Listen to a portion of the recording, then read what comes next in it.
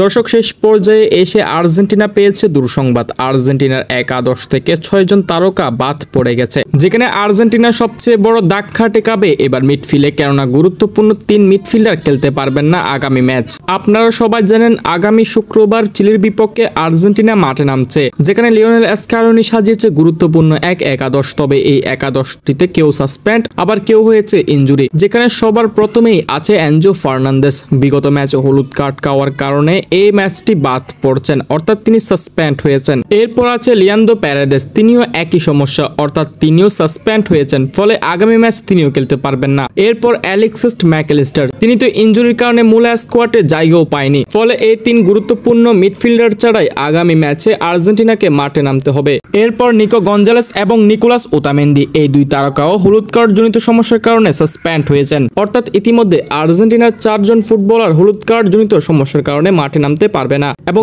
ইনজুরির কারণে মাঠে নামতে পারবে না অ্যালেক্সিস ম্যাকঅ্যালিস্টার। এরপর লো সেলসো আর্জেন্টিনার ক্যাম্পে অনুশীলন করতে গিয়ে হয়ে গেছেন ইনজুরি, অর্থাৎ তিনিও হালকা আঘাতপ্রাপ্ত, ফলে আগামী স্কোয়াডে তিনিও বাদ পড়তে পারেন। যদি আগামী ম্যাচের মধ্যে তিনি সুস্থ হতে পারেন তাহলে একাদশে থাকতে পারে, যদি এর মধ্যে সুস্থ না হয় তাহলে তিনিও বাদ, অর্থাৎ ইতিমধ্যে 5 ফুটবলার বাদ গেছেন। সেই সাথে লো সেলসো যদি সুস্থ হয়ে উঠতে না পারে তাহলে তিনিও বাদ, অর্থাৎ পরিশেষে বলতেই পারে বর্তমানে আর্জেন্টিনার 6 ফুটবলার স্কোয়াড থেকে বাদ হয়ে পড়েছেন। দর্শক, এই 6 জন ফুটবলার ছাড়া কি আর্জেন্টিনা আগামী ম্যাচ জিততে পারবে? তা অবশ্যই কমেন্ট সেকশনে জানাতে পারেন।